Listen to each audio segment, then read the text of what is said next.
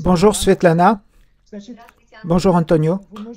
Pouvez-vous vous présenter comment vous vous appelez, quel âge vous avez et où est-ce que vous vivez? Je m'appelle Svetlana. J'ai 57 ans. Je viens d'Ukraine. Ma ville originale, c'est Odessa. Maintenant, je vis en Suisse, à Lucerne. De quelle manière vous êtes arrivé en Suisse? Quand la guerre a commencé, on était en zone de guerre, donc on est parti en famille. Ah, vous avez un fils? Oui, j'ai un fils de 35 ans. Il vit, il est vivant.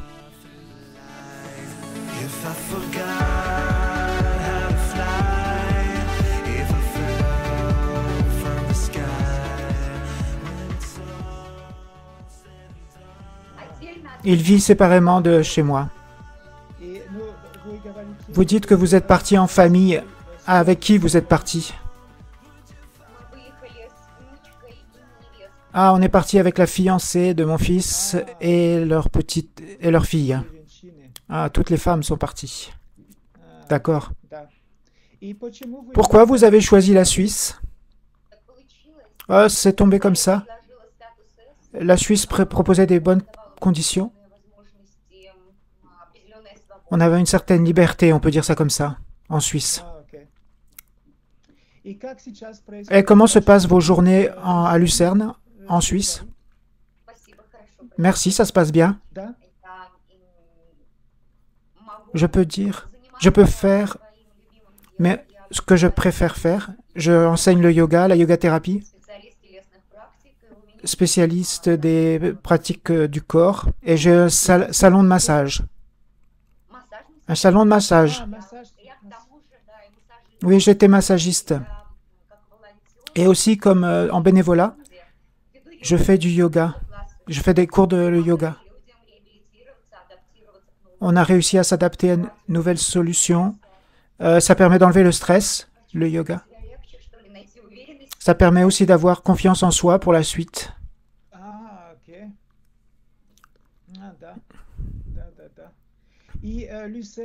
Lucerne, quelle langue on parle à Lucerne? En allemand. Ah, c'est allemand. Donc en ce moment, vous étudiez l'allemand? Non, mon anglais est suffisant.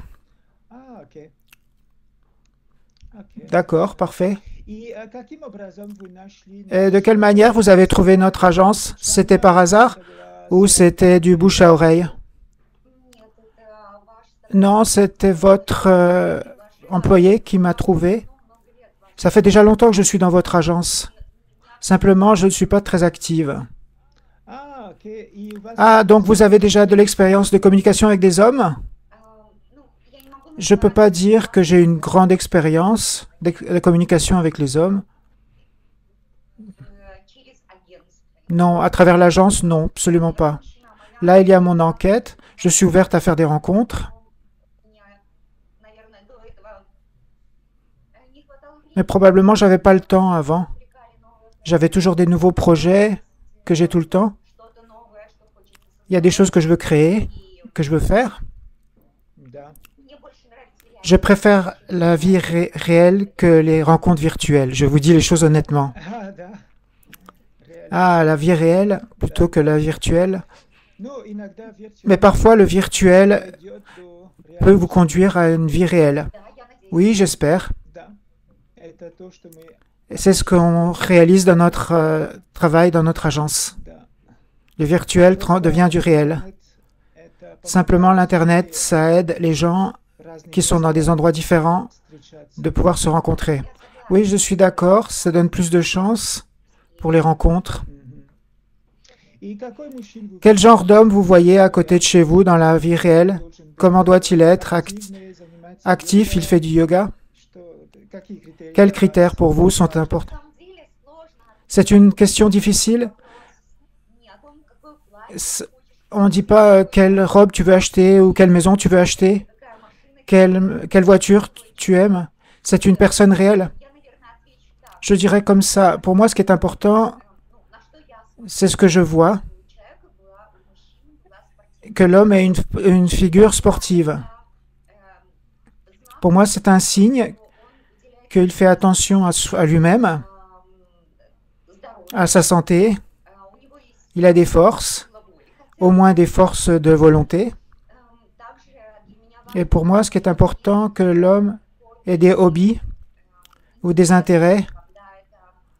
Alors pour moi, c'est un signe qu'il ne fait pas seulement parler, il a des buts, il aime faire les choses et il les atteint. Et probablement que c'est aussi qu'il a du succès dans sa carrière ou dans son service. Il sait se mettre des tâches et les réaliser. Alors, il a toute sa logique et son intelligence. Il a la capacité à faire quelque chose et à créer quelque chose.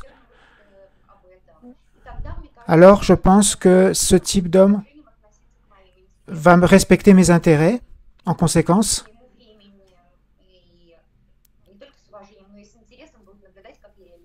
Et il va s'intéresser comment je me réalise dans la vie.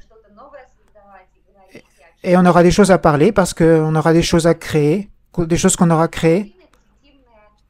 Donc il y a un homme qui a une position active dans la vie. D'accord. Vous avez dit des hobbies et intérêts. Quels sont vos hobbies et intérêts? Qu'est-ce que vous aimez faire? Quand j'ai du temps libre, j'aime aller dans les montagnes, des marches difficiles, ou alors le long du lac. J'aime bien faire du vélo, le tennis, le volleyball, le patin à roulettes, le ski de descente. Je pourrais continuer sans fin.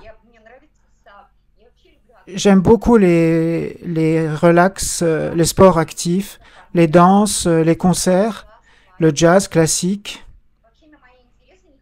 Pour tous mes intérêts, j'ai pas assez de temps en fait. Oui, vous êtes très active. Je ne veux pas dire que je suis très active. J'aime aussi rester à la maison pour lire un livre et méditer. Ou alors aller me faire griller sur la plage. Pour moi, ce n'est pas important le fait de faire des actives, mais j'aime beaucoup de choses dans la vie. Le prix de la vie, elle est devenue très importante, surtout après que je suis venu dans un nouveau pays. Je sens que avant, je ne mettais pas en première place. Maintenant, je comprends que ce qui est important, c'est la communication avec les gens, offrir du bonheur à quelqu'un d'autre, sentir cet air, le lever du soleil, le coucher du soleil. Ça, c'est important depuis que je suis dans un nouveau pays. D'accord. Je lis votre profil. Vous avez dit que vous prenez n'importe quelle religion. Vous croyez en Dieu.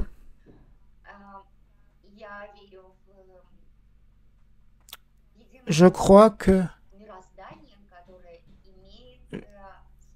Je pense qu'il y a quelque chose qui existe. Je pense qu'il y a il y a toujours des interactions entre les choses dans le monde. Je pense qu'il y a une force suprême qui nous aide et qui nous dit des confidences, nous dit des choses. Il faut le savoir l'écouter. D'accord. Très bien. Vous êtes déjà allé en France? Oui. Je vis pas très loin, quelques heures. Dans quelle place vous êtes allé en France? J'aime Colmar, Strasbourg, Paris aussi. Si on parle de l'art, les expositions, Paris alors. Nice, j'ai aimé Nice. Ah, donc vous êtes allé souvent en France. Oui, mes amis sont dans différents pays depuis les 2 dernières années. On se rencontre, on fait des projets ensemble. On s'organise, on s'aide entre nous à se réaliser avec nos créations et notre art. Oui, à cause de la guerre. On peut dire que la guerre a beaucoup changé votre vie? Oui. À la fois oui et non. Je fais ce que je faisais en Ukraine. À Kiev, j'avais créé un nouveau salon de massage et de yoga qui avait ouvert juste avant la guerre, un mois avant le début de la guerre, dans le centre de la ville. Ici, je me réalise et j'ai du succès, mais les valeurs ont changé, oui. Et j'aime beaucoup cela, ce changement. Et autour de moi, il y a beaucoup de gens intéressants. Ce voyage m'a beaucoup permis de rencontrer beaucoup de gens intéressants. D'accord? C'est une très belle vidéo. Cette vidéo est tellement mieux que votre profil. Vous voyez la différence? C'est pas possible de décrire tout. Quand tu rencontres la vraie personne, alors tout est compréhensible. C'est comme avec les hommes sur le site. On ne peut pas comprendre quand tu lis un profil. Il faut absolument se rencontrer les yeux dans les yeux, quand tu sens la personne, donner des questions, qu'est-ce qui t'intéresse, écouter le son de la voix, le parfum. Mais votre vidéo est vraiment super, parce qu'on voit vos émotions sur votre visage et on comprend mieux les choses. Voulez-vous rajouter quelque chose ou alors, si l'homme veut savoir plus, il va... Oui, je peux ajouter qu'une chose. Ce serait bien si l'homme pose des questions, mais que ce ne soit pas trop long. Parce que les échanges longs de lettres, ça donne rien. Il faut se parler au téléphone, il faut se rencontrer. Je peux facilement aller dans n'importe quel pays pour une rencontre. On peut aller à une exposition, un concert, une promenade dans le parc, un musée, n'importe quoi. Simplement boire une tasse de café, ça aussi c'est bien. Ok. Oui, c'est bien parce qu'il y a des gens qui aiment les longues lettres et il y en a d'autres qui n'aiment pas. Et c'est bien que vous exprimiez que le fait que vous n'aimez pas ça, les longs échanges de lettres. D'accord. Donc je termine ici l'interview.